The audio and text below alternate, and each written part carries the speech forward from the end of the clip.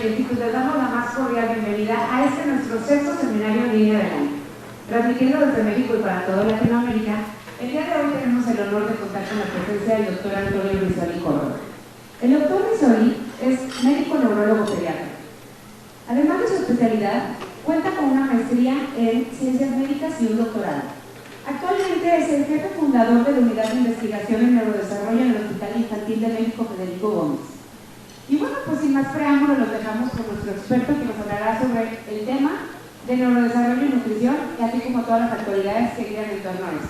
Gracias. Muchísimas gracias a Nestlé Nutrition Institute por la invitación, porque además nosotros no habríamos llegado a hacer lo que hicimos sin el apoyo de Nestlé cuando inició la unidad de investigación en neurodesarrollo. Y entonces, muchísimas gracias porque siempre nos han ayudado a tener espacios para hablar de temas que cada vez cobran más relevancia porque hay cosas que no sabemos, hay cosas que no estábamos acostumbrados, hay cosas que no teníamos planeadas, pero al final del día nos impactan y nos preguntan.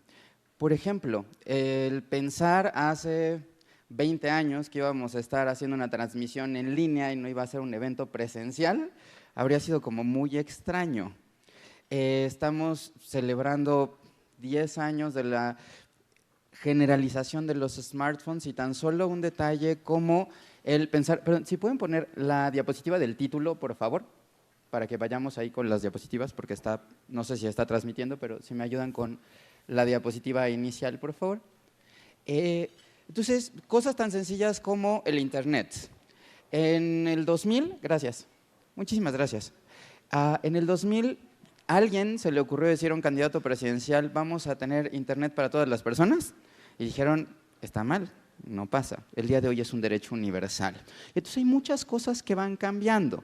Y algo de lo que quiero tocar en los minutos siguientes y después dar espacio para preguntas y para participar e interactuar todos juntos es justamente el reto de qué tenemos con nutrición y desarrollo. ¿Por qué? Porque esa no es… Si pudiéramos poner la del título, por favor, porque esa es otra diapositiva. Si quieren podemos empezar por el final, pero si me pueden ayudar mientras voy platicando, o si quieren lo hacemos sin las diapositivas. Pero, ¿qué es lo que pasa con el desarrollo y nutrición? Primera, retos del siglo XXI. Cada vez más papá y mamá trabajan, pasan menos tiempo con sus hijos y entonces ya no hay la hora de la comida. Este momento como ahora de estar compartiendo la cena mientras que estamos haciendo alguna otra actividad, ya no pasa. El día de hoy yo estaría con el celular, otra persona estaría con la tableta, otra persona estaría haciendo otras cosas y no estaríamos interactuando persona a persona. ¿Eso qué implicaciones tiene? Que pues ahora ya no medimos tanto nuestras porciones. ¿Por qué? Porque mientras una persona está… Muchísimas gracias. Porque mientras una persona está hablando, está haciendo otra cosa, no está midiendo lo que está comiendo y entonces podemos comer de más. Además, no estamos dialogando persona a persona, ya no hay esos espacios en los cuales podamos llegar a interactuar. Antes, el momento de la cena era un espacio, o de la comida era un espacio donde mamá platicaba cómo le fue en el día, papá platicaba, el niño contaba y todos interactuábamos. El día de hoy, el momento de la comida es cada uno está en sus cosas y ya no es un espacio promotor del desarrollo y es una de las crisis que estamos viviendo y que debemos aprender a trabajar con ello. Una gran pregunta es, ¿cuántos de ustedes les dicen como parte de su práctica a los pacientes o a los papás de los pacientes, oye, mientras estés comiendo, este bello dispositivo que es muy útil, ponlo en modo avión, ponlo programar 1 hora y si es tu jefe, que marque que sí entre la llamada de tu jefe, pero si no es tu jefe, que a todas las demás personas no te esté haciendo la notificación para que puedas convivir con tu familia. Porque si yo estoy utilizando la tecnología y tengo aquí el celular y veo, ya me llegaron 10 mensajes en lo que estoy hablando, me voy a estresar, lo voy a querer ver, lo veo y lo abro. Y entonces, ese es de esta clase de tópicos que quisiera empezar con retos. ¿Qué es lo que sabemos? Que los 5 primeros años son las bases para sentar el futuro. Aquí una analogía es a la construcción de una ciudad y qué mejor momento que ahora en una tarde lluviosa que seguramente ustedes vivieron problemas para llegar. ¿Sí? No podríamos cambiar la Ciudad de México, que tiene una gran cantidad de tráfico, pero también eso lo compartimos con ciudades hermanas, como en Colombia, en Perú. Tenemos tráfico en todos lados. No podemos llegar a replantear nuestras ciudades, porque eso implicaría destruir casas y cambiar vialidades, pero sí tenemos la oportunidad de ir cambiando la arquitectura de la ciudad del cerebro del niño desde el embarazo y en especial en los primeros 5 años. ¿Por qué? Porque el terreno donde se va a construir la ciudad del cerebro del niño tiene que ver con la genética, que es muy importante. Por ejemplo, yo me muevo mucho y es muy probable que mis hijos se muevan mucho porque yo me muevo mucho y sería ridículo pedir que no se muevan. Pero resulta que yo tengo un hijo moviéndome mucho con alguien que se queda así, y entonces el niño se mueve, y yo voy a decir, tranquila, es normal. Y ella va a decir, ¿pero qué te pasa? Que se quede quieto, tiene déficit de atención, llévalo al pediatra del desarrollo. Y empezamos en situaciones de conflicto. Hay que decirles a los papás, el temperamento son características heredadas que tienen que ver con cómo te comportas, y a partir de ahí es el terreno en que se desarrolla. Pero después tiene que ver qué es lo que estás construyendo, y la nutrición es fundamental porque son los elementos que van a permitir construir y adornar toda la ciudad del cerebro del niño para que tenga calles amplias, para que puedan entrar y salir personas de su vida, para que pueda llegar a acceder a los conocimientos rápidos y para que lo que se tenga que ir se vaya rápido y lo que se deba de quedar se quede y vaya teniendo una vinculación afectiva. ¿Qué es lo que sabemos de los periodos críticos del desarrollo? Que el circuito sensorial es fundamental en el primer año de vida. Tenemos hoy un serio problema de niños que llegan a los 2 años a la consulta pediátrica porque no miran a los ojos. Y entonces automáticamente no mira a los ojos, ¿puede ser autismo? Sí, pero habría que preguntarle antes, ¿y miras a los ojos a tus hijos? Porque si ustedes ven a los papás, el papá está así en la consulta, ah, sí, doctor, permítame, sí, ¿qué me dijo? Sí, está así en la consulta. Y entonces no nos ve a los ojos a nosotros, no ve a los ojos a sus hijos y cómo su hijo va a verle a los ojos a los papás. Tenemos que decirles, ojo, el periodo crítico de circuito sensorial es el primer año. ¿Quieres que tu hijo te vea a los ojos, que vea a los ojos a los demás? Aprende a estarlo viendo constantemente. También a través de la estimulación y del tacto es muy importante el decirle a los papás, ve señalando la parte de público, privado. Las personas te pueden tocar en la mejilla, te pueden acariciar la cabeza, pero el resto de las personas no tendrían por qué tocarte fuera de las manos o la cabeza. Y así, en esta parte de formación de conexiones sinápticas, vamos a ir ayudando a que cuando llega alguien y toca la piel del niño, siente algo diferente, siente un estímulo extraño. Y eso todos ustedes lo deben de vivir. Cuando llega una persona que conocen y lo saluda de beso, nosotros en México realmente no saludamos de beso, es mejilla con mejilla. Y entonces es uno así, y pone la mejilla. Pero si llega alguien y te da el beso en la mejilla y realmente te lo da, es así como de, yo ya hasta hubo un actor muy famoso que se limpió el beso de alguien famosa y fue noticia porque sintió lo extraño y es, o sea, me cae bien, es famosa, pero no tiene por qué dejarme fluidos en mi mejilla, ¿no? Ahí, ese actor, seguramente sus papás en etapas tempranas hicieron la señalización de qué es lo que sí puedes tener contacto público y qué es lo que puedes tener contacto privado. Lenguaje es un gran reto y tenemos un gran problema en el país. De los estudios que hemos visto con la prueba EDI, cerca de hasta 1 de cada 4 a 5 niños a los 2 años tienen problemas de lenguaje. No dicen mamá quiero leche, dicen mamá o hacen o dice o simplemente doctor, ya le adivino el pensamiento y se lo doy. Y eso es muy común en todos los niveles socioeconómicos, ya sea que tengas una alta capacidad de recursos o que no. Y entonces tenemos un gran reto con lenguaje, porque hay que favorecer este desarrollo. Vygotsky es un autor muy importante en lenguaje que dice, la primera fase de adquisición del lenguaje es social. Si el niño no escucha, que hablen los demás o que le dirijan a él los mensajes, ¿cómo le va a hacer para ir construyendo eso? Después ya es un lenguaje egocéntrico. El niño llega y dice, dame mi titi. Y entonces, ay, sí, tu titi, mi amor. Y ya le reafirmamos, 1, que se llama mi amor, no como se llame, y 2, que eso se llama titi. Y después, no sé si les ha tocado a ustedes, pero yo he tenido familiares de pacientes que llego y le pregunto, ¿cómo te llamas? Yo me llamo Titi, llegó alguien. ¿Así te llamas? Ah, lo que pasa es que cuando nació mi hermanito, así se refería de mí, y ya a todo el mundo le gustó y ya me llamo así. Ahí lo que estamos favoreciendo es que los niños, ese lenguaje egocéntrico se vuelva socialmente aceptado y nosotros nos vamos adaptando. Y si quieren comprobar cómo nos comportamos como recién nacidos a veces, vean el hola que hace. Alguien escribió lo que hace, a alguien se le hizo gracioso y desafortunadamente al menos uno de sus residentes no sabe cómo se escribe hola que hace bien. suponiendo que estuviera gramaticalmente correcto decir hola, ¿qué hace? ¿No? Y entonces, ¿qué es el reto que tenemos con lenguaje? Decirle a los papás, háblale claro y puntual a tus hijos, háblale desde recién nacido, pero no te esperes hasta el año de vida a que ya empiece a hablar y no te esperes también hasta el año de vida para empezar a tener intención comunicativa con él. Y el afecto es independiente de cómo le digas. Porque de repente los papás piensan que el hablar con diminutivos llegan, a ver chiquito, ahorita vas a ver cuando lleguemos a casita, mi amor. Y el niño sabe que no le va a ir bien, pero estamos utilizando diminutivos y es un reto. Y otro de los puntos más importantes son las funciones cognitivas. En un estudio que se hizo en una encuesta a padres y madres de niños menores de 3 años, que fue representativo de la población de la Ciudad de México, Guadalajara y Monterrey, lo que encontramos es que cerca de 20% de los papás piensan que sus hijos empiezan a aprender hasta después del año. Antes no aprenden. Y lo más importante que hacen los niños en el primer año de vida es a llorar, a comer, y hubo alguien que puso y a pedir dinero. Eso es muy grave, el que una mamá piense que lo más importante es que su hijo pide dinero. ¿Qué conceptualización estamos teniendo del desarrollo? Son retos que tenemos. Pero de las funciones cognitivas, aspectos como jugar al peekaboo, leerles cuentos e ir interactuando con ellos, no es algo que aparezca entre las preguntas.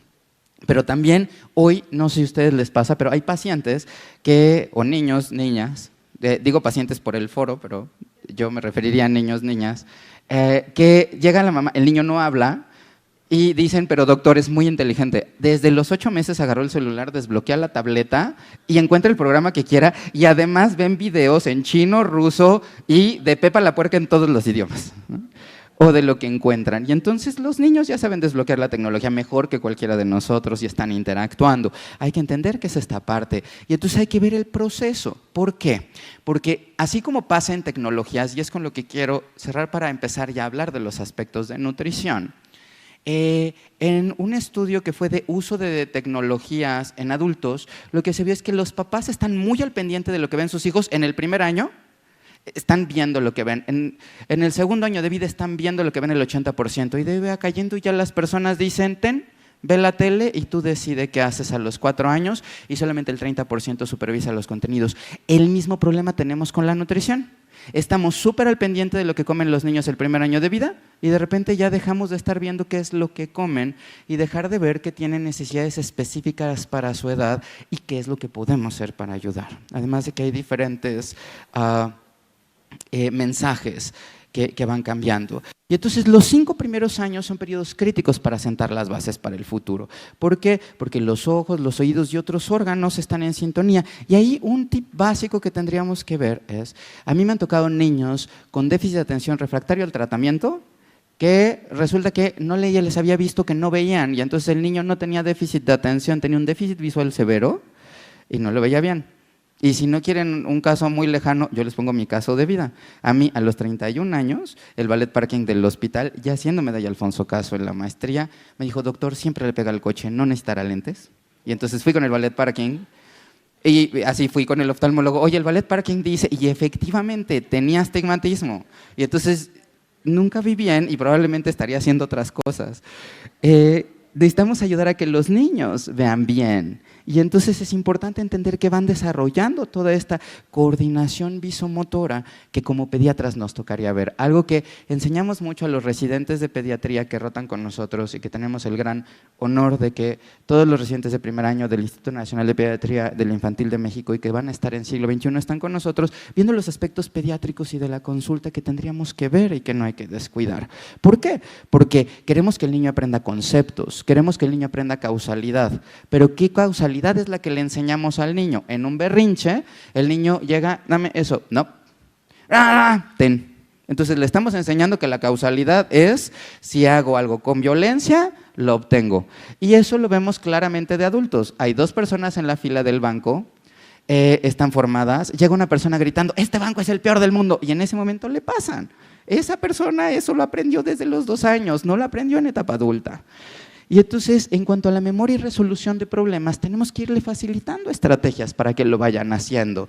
Pero si el niño no está poniendo atención, si el niño no tiene una nutrición adecuada, no va a poder ir consolidando esos recuerdos, esas memorias en conexiones sinápticas y en vías adecuadas. Y entonces la nutrición tiene un papel preponderante que sabemos que la nutrición alimentaria con calcio, con vitamina A. Vamos a hablar más a detalle de cada uno de los aspectos nutricionales que pueden haber controversia, pero pueden lograr una mejora en los hitos motores, y eso es algo bien importante. Y como vamos a ver al final, en un estudio que hicimos, de repente hablamos de la desnutrición, pero también lo que deberíamos hablar es la malnutrición, porque obesidad y sobrepeso también se asocia con problemas del desarrollo y en especial motores gruesos. Entonces, no solamente es, tengo que estar cuidando que tenga suplementación alimentaria con también de que sea adecuadas, con proteínas de alto valor nutricional, que sea con una alimentación adecuada para su edad, para evitar que el niño vaya a tener sobrepeso o obesidad y con eso también disminuir los problemas motores. Y como vamos a ver, un aporte de hierro en edad de paz tempranas influye en escalas motoras, pero ahora vamos a ver de qué otras evidencias sabemos de estos temas. Empecemos con anemia. Este es de un estudio que se publicó en 2014 con respecto a los resultados de la prevalencia de anemia en 1999, 2006 y 2012 en estos anuales de la ENSANUD, que en este momento no se tienen resultados para estar actualizado. Pero aquí hay dos gráficas. La de la derecha está enfocada en cómo cambió. En rojo era 99, en verde era 2006 y en azul era 2012.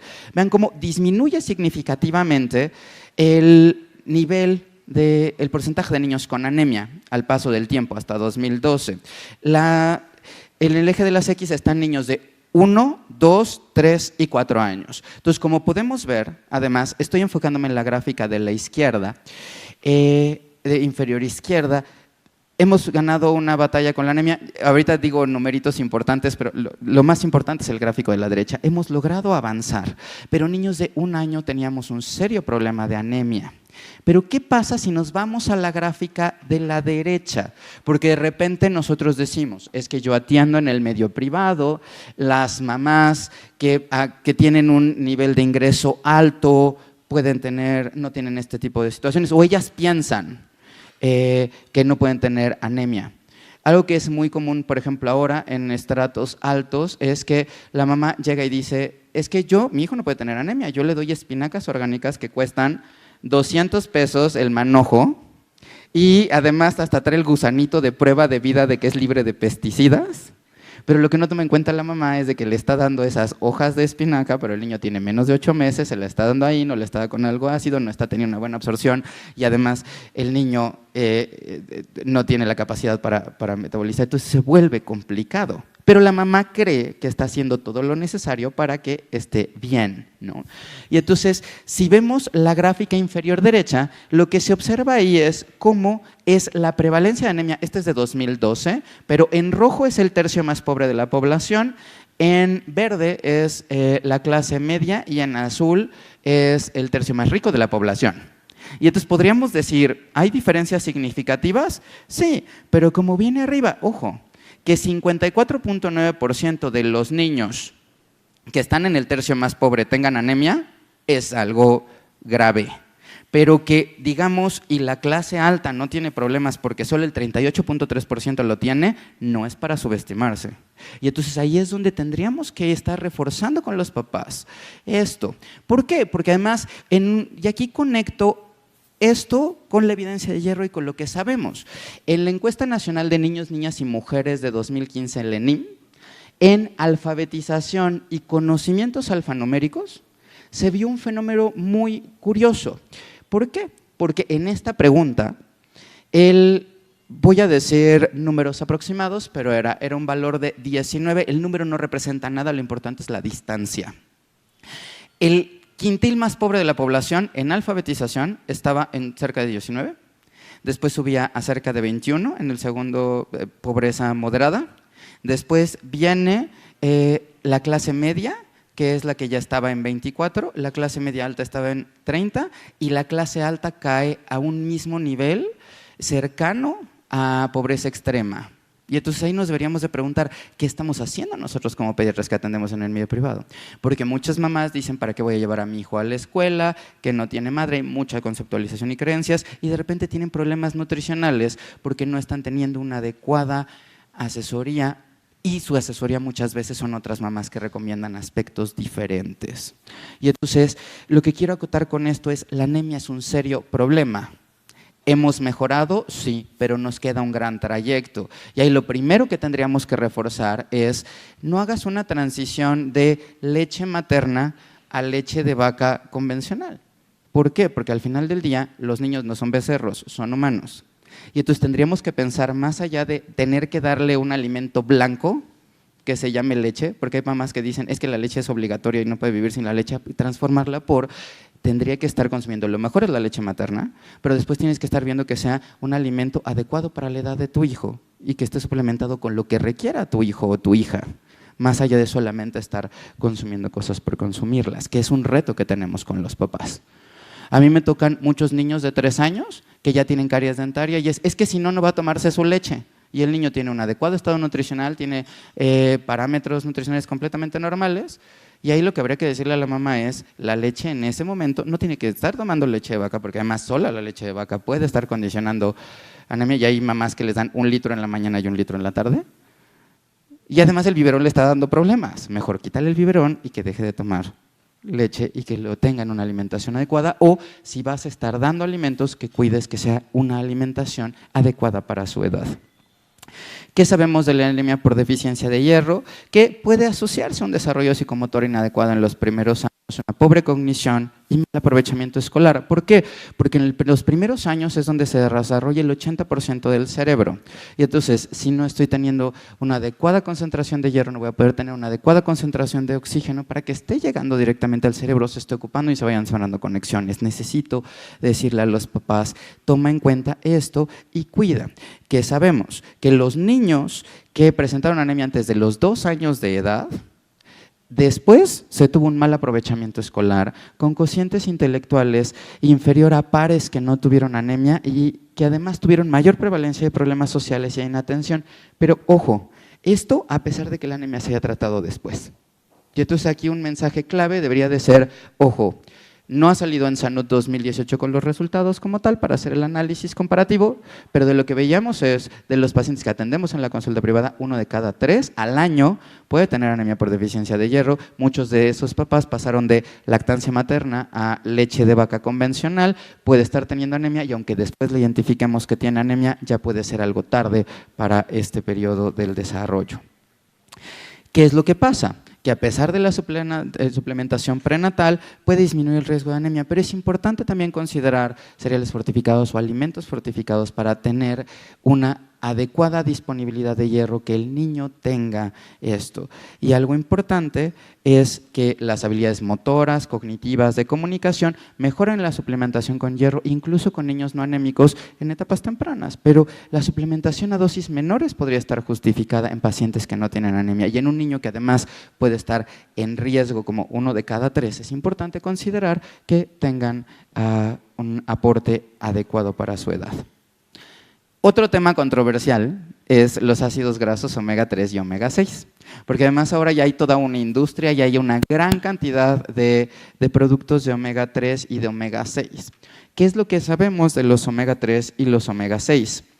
El primero es que los humanos podemos sintetizar ácidos grasos largos a partir de los pequeños, pero por ejemplo, del ácido, aquí está, pero en la gráfica se puede ver la conversión de ácido linoleico y de ácido alfa-linoleico es a DHA menor a 0.1% a partir del ácido alfa-linoleico y de 5% a EPA a partir del ácido alfa-linoleico. Entonces sí lo consumimos, pero por cada 100 gramos que consumiéramos de ácido alfa-linoleico solamente tendríamos 100 miligramos de DHA y tendríamos 5 gramos de EPA. Y entonces, aunque no son esenciales para el reto que tenemos de ir formando nuevas conexiones, de ir aprendiendo las nuevas cosas, que cada vez hay estímulos muy disruptivos y la atención se vuelve complicada, donde el conocimiento universal se duplica a una velocidad extremadamente rápida y tenemos que ir aprendiendo nuevas cosas, es que podría ser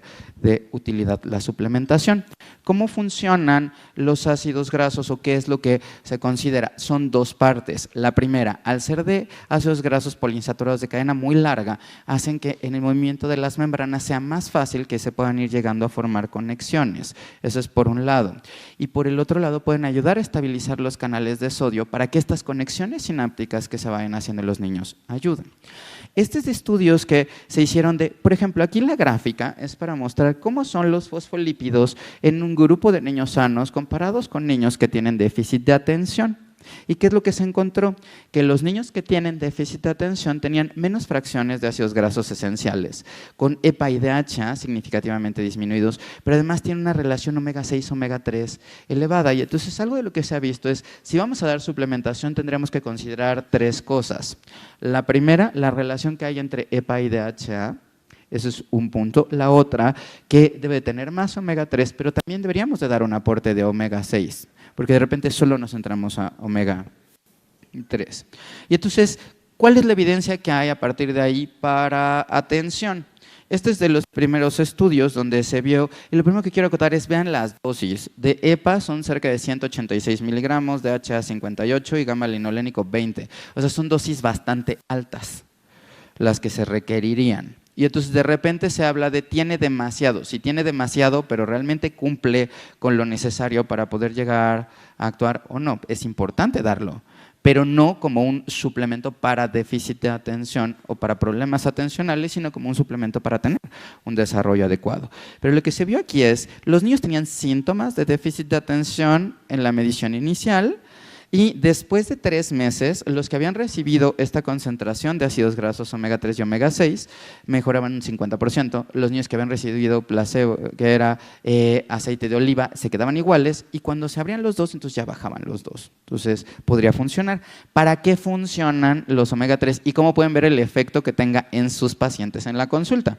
Esta es una foto que está publicada en Pediatrics de un niño que a la izquierda es antes de la suplementación y después de la suplementación, y si alguien de ustedes tiene problemas de letra, ¿podría llegar a considerar en etapas adultas probarlo? ¿No?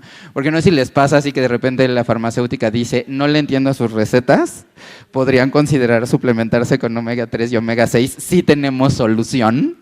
Eso es algo importante. Esto es a lo largo de la vida y para que se pueda llegar a entender. Y entonces, por ejemplo, aquí lo que se puede ver es ya está como más lineal, la letra está más clara y se entiende mejor. Y entonces, esta es una revisión sistemática y un metaanálisis que se hizo respecto a los diferentes tipos de suplementos utilizados. Y en general, lo que se ve aquí es, hay una evidencia discreta a favor de la suplementación con ácidos grasos, con estas peculiaridades que comenté de son dosis altas, tiene que tener EPA, DHA y también debe tener ACC. Tiene una evidencia sutil, pero las dosis son altas. DHA aislado no demuestra un efecto significativo, tiene que estar combinado con los demás. Y ahí es donde también es importante no solo ver el DHA, sino ver los otros nutrimentos que vamos a estar hablando a lo largo del resto de la presentación. Y el efecto es muy pequeño, pero puede ser significativo. Y entonces, algo que habría que decirle a los papás es, checa qué tanto tiene DHA, qué tanto tienen EPA, los productos que estás consumiendo, y ya si considero que ya está teniendo rasgos o datos de inatención o está escribiendo como mostré en este lado, entonces ya podría ser considerable ya dar una suplementación que sea diferente. Otro de los temas que está empezando a hablarse ahora y que además nos impactan, no sé si les toca a ustedes, pero a mí en la consulta de pediatría del desarrollo llegan muchos papás con niños que no están durmiendo a sus horas, se levantan en la noche y de repente el niño tiene problemas para dormir, no regula el sueño y algo de lo que se está empezando a ver ahora y es donde está cobrando relevancia el tema de los probióticos, es porque una realidad es tenemos más neuronas en el intestino que en el cerebro. Y además tenemos un montón de bacterias y hay bacterias que no necesariamente son las más adecuadas porque pueden producir alteraciones. Una de ellas es si produce sustancias que se pueden confundir para el organismo como falsos neurotransmisores, estos se pueden absorber y pueden disminuir la actividad cerebral. Entonces, además de que alteran la inmunidad, sería importante restablecer estas colonias normales. Incluso hay una teoría que empieza a hablar de que los comportamientos de aislamiento, pobre contacto y baja interacción social podrían también estar asociados a disbiosis. Es toda una línea que se está viendo de qué está pasando con la disbiosis intestinal, pero de lo que sí hay en una evidencia inicial es de que podría ser un factor precipitante del espectro autista y diferentes tópicos que se están tocando acerca de ello. Pero los probióticos son importantes y algo que habría que decirle a los papás es, de nada sirve que te consumas un probiótico una vez a la semana. No sirve de nada. ¿Por qué? Porque te lo comes una vez y entonces pasa cierta cantidad de horas y todas esas bacterias buenas que reemplazaste por las demás ya se fueron. Y entonces algo que hay que decirle a los papás es, si vas a estar consumiendo probióticos para tratar de cambiar y mantener un microbioma intestinal diferente, deberías de estar consumiéndolos de forma regular. Y ahí es donde una alternativa puede ser los probióticos que tengan fórmulas lácteas, porque si tomas algo en la mañana y algo en la tarde, estás consumiendo con horario y estás teniendo este consumo. Hay que decirle a los papás, para que lleguen a tener un efecto, tiene que ser algo sostenido y no con aspectos esporádicos, pero es algo de lo que se está empezando a ver. Otro reto tenemos, ¿podrían ir checando otra pila de micrófono? Porque está empezando a fallar, por favor. ¿Qué otro reto tenemos? Y eso, no sé si les ha tocado a ustedes, a mí de repente me toca ver el niño en sábado en la mañana, es un angelito. Pero llega el niño a las 7 de la noche y además llegan los papás y llegaron de una cafetería que hay en la planta baja y pidieron uno con chocochips, menta y un montón de azúcar y el niño está corriendo para todos lados y ese niño va a dormir más tarde. Una realidad es que tenemos que cuidar qué es lo que están consumiendo los niños y es muy importante cuidar el consumo de azúcares simples porque son el equivalente de pilas que están en el cerebro. Y por ejemplo, hay papás que llegan y dicen, es que yo ya le quité todo a mi hijo y entonces tengo una dieta libre de todo lo posible. Y a lo mejor el principal efecto que están teniendo es que ya no está consumiendo azúcares simples. Y al no estar consumiendo azúcares simples, entonces ya está más tranquilo. ¿Por qué? Porque, gracias.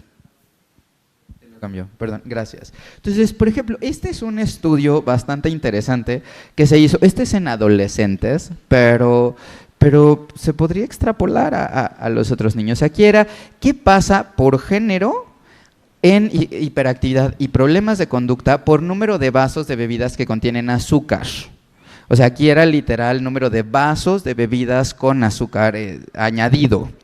Entre 15 y 16 años, esto fue en Noruega, pero vean cómo de las personas que muy rara vez consumen, que están hasta la extrema izquierda, aquí en la gráfica de abajo a la izquierda son, el eje de las X es los vasos que tienen azúcar y en el eje de las Y a la izquierda son problemas de conducta y a la derecha es hiperactividad. Y vean cómo hay una tendencia progresiva a ir subiendo de los que rara vez o nunca consumen, que es el extremo izquierdo, de los que consumen de 1 a 6 vasos al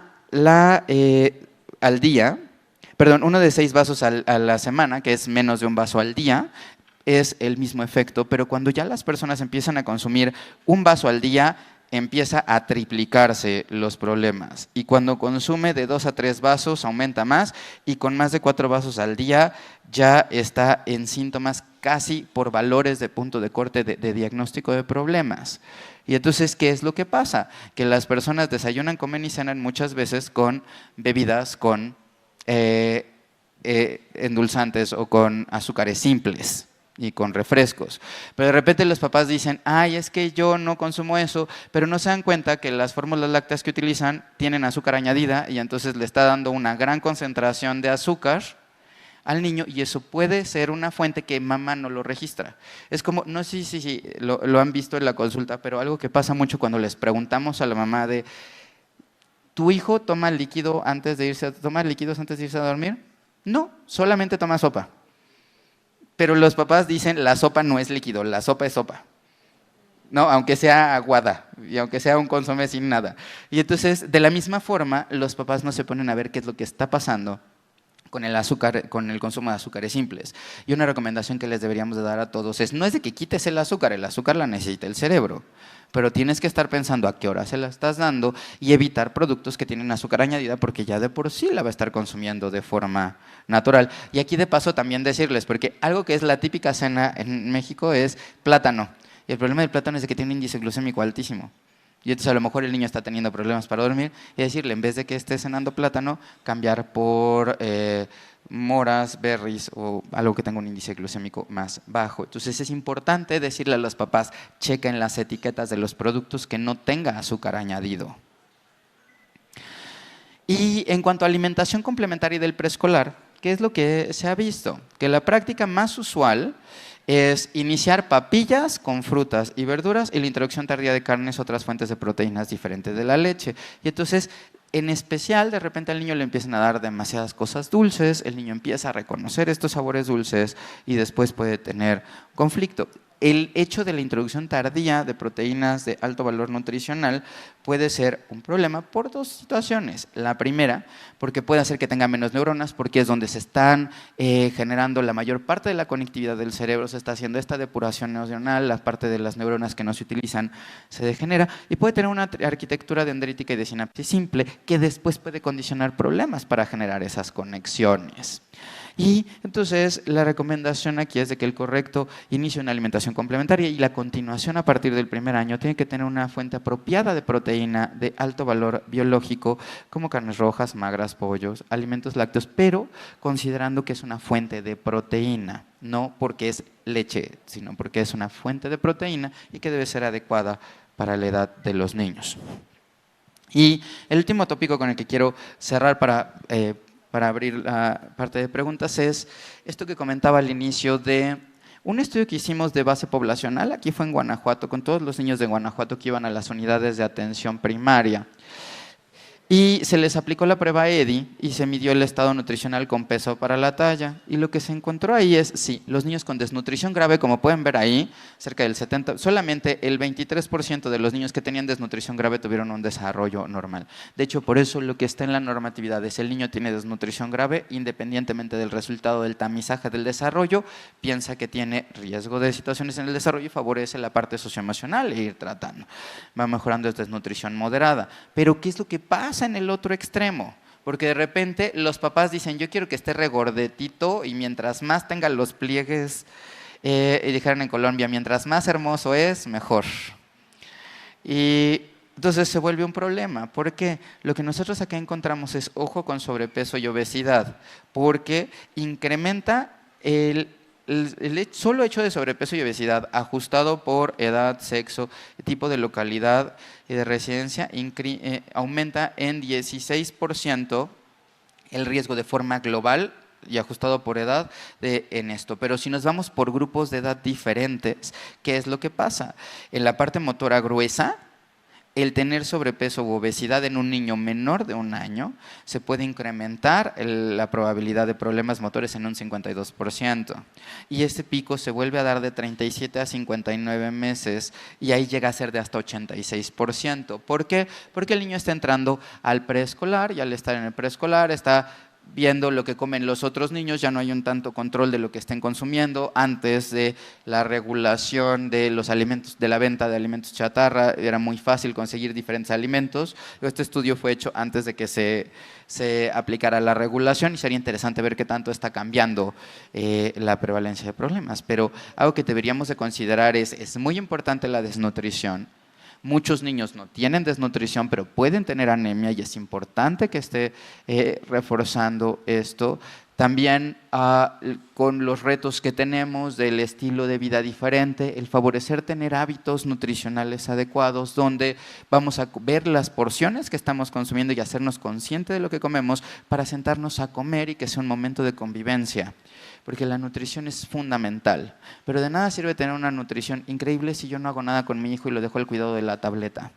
Porque al final del día lo que tenemos que lograr es que a través de una alimentación adecuada para su edad, balanceada y entendiendo estos periodos críticos del desarrollo, podamos dar una nutrición adecuada para su edad, que tenga todo lo que necesita para ir construyendo cada uno de estos edificios en la arquitectura del cerebro, pero también el irlo acompañando en el proceso de una interacción oportuna para que vayan favoreciendo el desarrollo de los niños.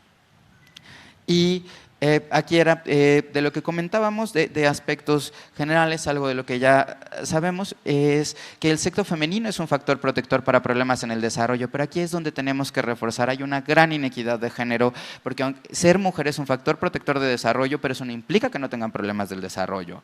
Y algo que vivimos en la violencia de género es que de repente el niño se queda así, y dicen, tiene déficit de atención. La niña se queda así y está enamorada. Tenemos que cambiar esa conceptualización para referir oportunamente a las personas a una valoración adecuada. Existe el gradiente de riesgo asociado a la desnutrición, pero, y algo de lo que vimos y que se alcanzaría a ver más abajo, el ver urbano y rural no es tan radical como solamente ver, ya, yo vivo en una ciudad, no voy a tener tanto riesgo de problemas. Es una matriz donde interviene tanto el tipo de localidad y el nivel de riesgo. El mayor riesgo para tener problemas del desarrollo, que también es donde se tienen mayores problemas nutricionales, es en muy alto nivel de marginación y ya en una zona rural muy alejada. Pero ahí nos vamos a la ciudad, en las zonas urbanas de muy alto nivel de marginación, con los niños que de repente cruzamos en una calle y muchos niños hoy con esta lluvia están viviendo un serio problema de que están mojados, no tienen que cenar y están aquí en la ciudad y pueden estar a menos de 1 kilómetro a la redonda varios niños en esa desafortunada situación.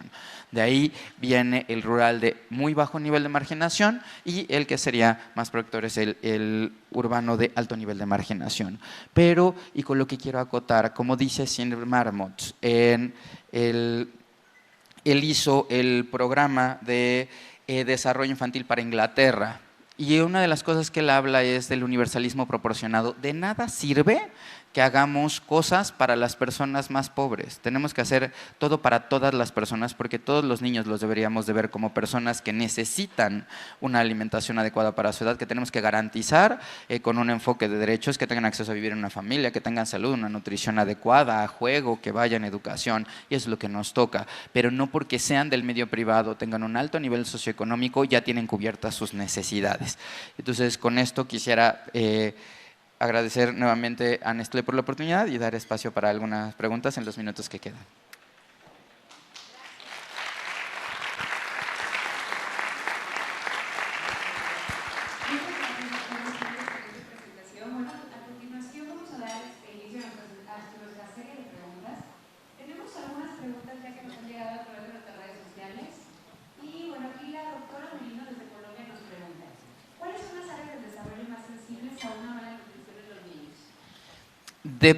Todas, pero también, como lo comentábamos, dependiendo de la edad. En menores de 1 año, uno de los aspectos más fundamentales es la parte motora gruesa, como ya comentamos, con la parte de una mala alimentación por un sobrepeso o obesidad, y es donde se ha visto que la deficiencia de hierro puede tener un impacto muy significativo. Pero el hecho de que en el primer año de vida no tengas una alimentación adecuada para la edad puede condicionar que este periodo crítico del lenguaje no se desarrolla y que también todas las funciones vayan siendo más bajas. Entonces, aquí en cuanto a momentos del desarrollo, en niños mayores de 1 año, que ya lograron todas las habilidades motoras, lo que se podría ver más impactado es la parte cognitiva.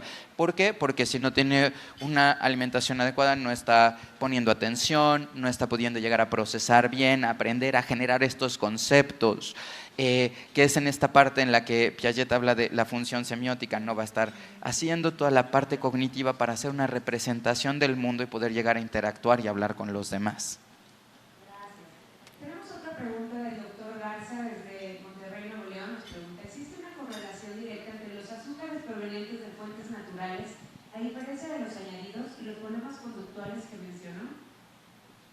Los estudios están enfocados con azúcares añadidos, aunque al final del día lo que importa es el índice glucémico, y aquí lo que tendríamos que cuidar es la cantidad de azúcar. De hecho, una de las razones por las cuales antes comíamos nosotros, primero era sopa, ensalada, carne, y después el postre era para que los azúcares simples quedaran al final. Algo de lo que tendríamos que ver es que tengamos una alimentación balanceada y al final del día, sea proveniente de la miel o sea proveniente del plátano, al final del día va a tener un pico de azúcares simples con un índice glucémico alto que puede ir generando que el niño tenga una situación conductual. Obviamente, un alimento o una fruta tiene vitaminas y nutrimentos adicionales que le dan un mayor valor comparado con simplemente un azúcar simple, en el caso de una miel. Pero lo ideal sería cuidar para que los niños consuman una alimentación balanceada, acorde para su edad y con una diversidad y predominantemente con vegetales y verduras.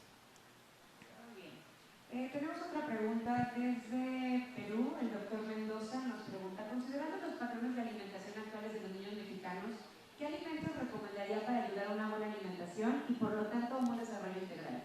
La respuesta es depende de lo que tengas más accesible. Por ejemplo, algo que me ha tocado ver en Baja California, hay personas que llegan y dicen, doctor, me da mucha pena, le traje esta langosta porque no tengo pollo para darle, ¿no? Lo más importante es lo que tengas ahí cerca y aprovechar la riqueza que tenemos en el país. ¿Por qué? Porque si tú tienes una alimentación adecuada, ve qué frutas, qué verduras tienes disponible en tu localidad, qué tipo de proteínas de origen animal la puedes tener. Algo que es básico en la alimentación del mexicano es el frijol. Y hay diferentes fuentes de proteínas, no es de que haya una mejor que la otra. El único en lo que sí se ha visto que es mejor de los polos es en cuanto a ácidos grasos de cadena larga poliinsaturados, que sí, los peces de aguas frías tienden a tener una mayor densidad de ácidos grasos poliinsaturados, pero eso no implica que el huachinango o el atún de Sinaloa no sea excelente fuente de proteínas. Entonces habría que ver qué es lo que es mejor en la localidad y quitar esta frase de que consuman agua los niños. Un gran problema de los niños es que no consuman agua, consumen una gran cantidad. En el sureste del país, muchos niños la primera palabra que dicen es marca de bebida carbonatada, ¿no? Gracias, doctor Rizzoli. Quisiera abrir a nuestro foro una serie de preguntas. ¿Tienen por aquí alguna pregunta que le quisieran hacer al doctor?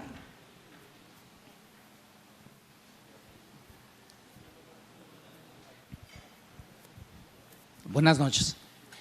Quería preguntar, en función del neurodesarrollo, mencionaste los omega 3, los omega 6.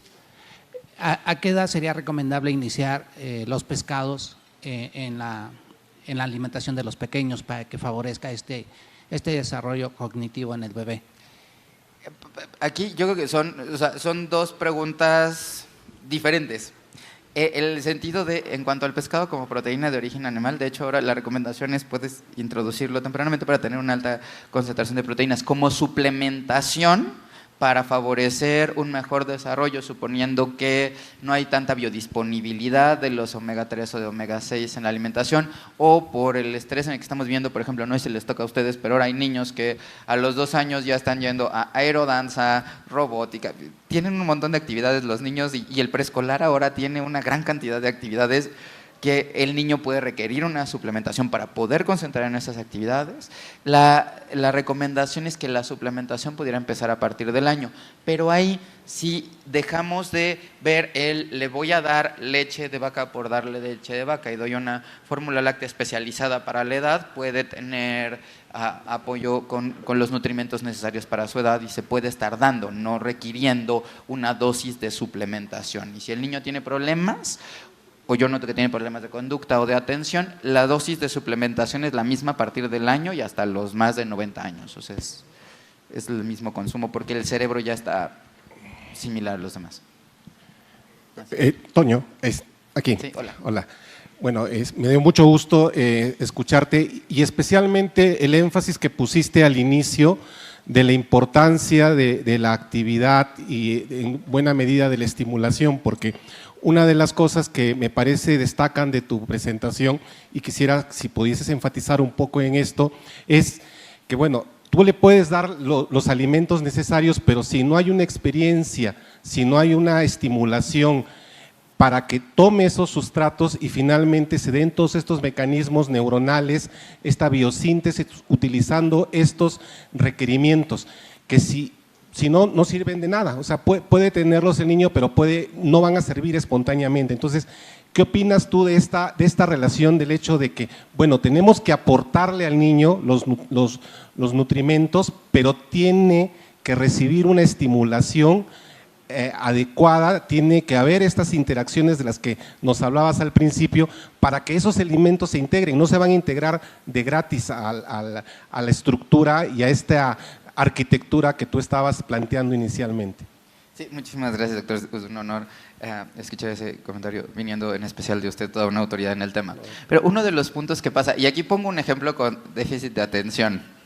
De repente, sí, se mandó tratamiento para déficit de atención y la mamá, es que no está aprendiendo nada. ¿Y yo qué hace? Pues es que se la pasó viendo tele todo el día. Y le pregunté al niño de lo que había visto de la serie y lo contestaba completito. O sea, algo que les tenemos que decir al papá para déficit de atención y para el desarrollo es, de nada sirve que le des la mejor alimentación si tú no estás para tu hijo, porque eso es lo más importante. Puede ser que le des la mejor alimentación, pero si está al cuidado de la tableta, el niño va a tener retraso de lenguaje, va a tener pobre contacto visual, y no es porque la alimentación no esté siendo funcional, puedes estar dándole la mejor alimentación. Lo más importante es el amor de mamá, el estar teniendo contacto e interactuando con ellos. Y ahí es donde es fundamental decirles, establecer horarios. Si tú le enseñas, a nosotros nos toca, por ejemplo, ver a residentes que uno que se le ocurre irse a comer, y está todo muy grave, dicen, ¿cómo se te ocurre ir a comer? ¿Qué no ves que todo está lleno de trabajo?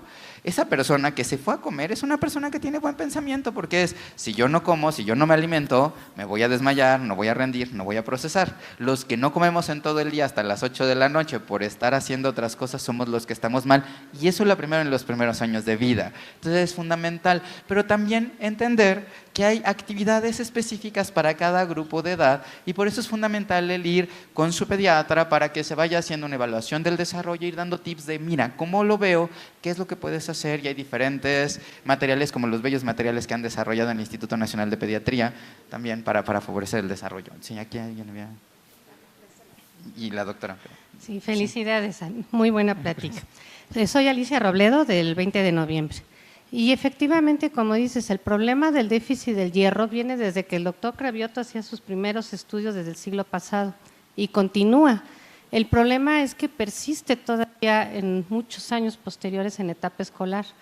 Y ahora, en lugar de, en mi generación y los de mi generación, para exentarnos pedían 9 o 10.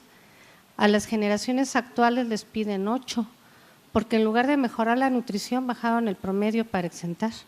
Pero ese déficit de hierro tenemos que garantizarlo de alguna forma, de que realmente se pueda cumplir, y no con las bebidas carbonatadas, que somos el primer consumidor desde lactantes de ellas.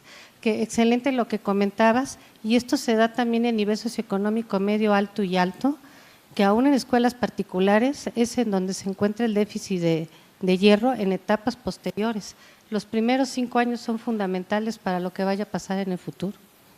Sí, muchísimas gracias. Y ahí lo que hay que decirles a los papás es, o sea, la ecuación debería ser una alimentación adecuada para su edad, más una interacción oportuna y actividades para favorecer el desarrollo integral, donde tendríamos que estar viendo. Y en especial, un momento clave es la transición de la leche materna a después de la leche materna, porque ahí es donde existe la mayor probabilidad de que no tenga una buena disponibilidad de hierro y tenga problemas. Y el doctor tenía una pregunta desde hace. Perdón, es relacionado. Me llamó mucho la atención en cuanto a el cambio de biota intestinal. Los médicos abusamos del uso de antibióticos y barremos con la flora intestinal. Sí. ¿Qué tan frecuente es encontrar, por ejemplo, una colitis pseudomembranosa en un niño, sí, desde el 0 hasta los 18 años? ¿Sí? ¿Y qué conveniente es dar un apoyo para que no se desarrolle ese problema? Por ejemplo, un Clostridium difícil en el intestino.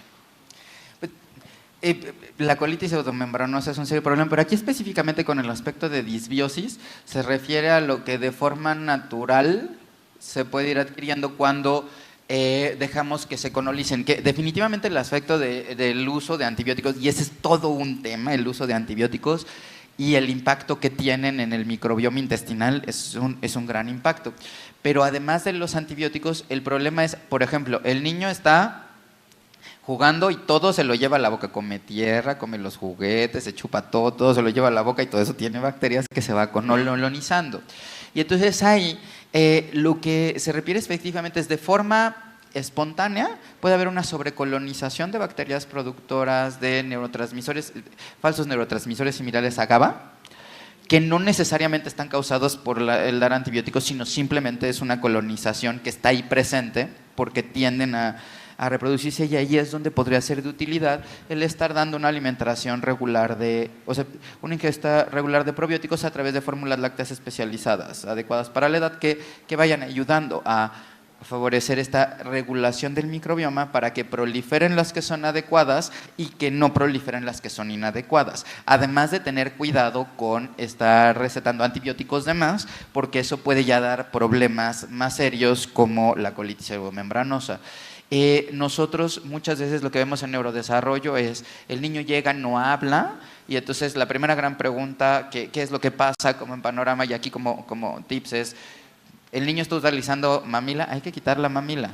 La succión nutritiva es muy buena hasta que empiezan a salir los dientes, después ya no. Y si la mamá vive su duelo de, y entonces no va a tomar leche, pues que no tome leche. Es mejor que no tome leche después de los... O checar qué leche le estás dando, porque le puedes dar una leche en un vasito entrenador, pero no es una leche, es una fórmula láctea especializada y reforzárselo a las mamás y a los papás, porque no es darle leche de vaca, ese es un punto. Porque además los niños pueden tener infecciones de oído por estar utilizando el chupón acostados, quitar el chupón, checar los azúcares simples, checa las fórmulas que consumes, porque de repente hay muchos alimentos que dicen que son adecuados para la edad, pero no son adecuados para la edad porque tienen azúcares simples, y entonces al ver ahí la etiquetota de azúcares simples tiene un montón, y el niño no está durmiendo, está inquieto. Buscar el que se puedan tener probióticos de forma regular, que no sirven de nada si no los estás consumiendo en la mañana o en la noche o de forma regular, y entonces ahí con un vasito puedes estar, en la mañana y en la noche puedes estar ayudando a esta regulación. Checar qué es lo que están consumiendo de proteínas y también ver que tenga DHA, EPA, omega 3 y que estén con alimentos adecuados con hierro para que no vayan a tener este problema de anemia. Muchas gracias, doctor Rizzoli. Les agradecemos a todos que nos hayan acompañado en este 6º seminario en línea.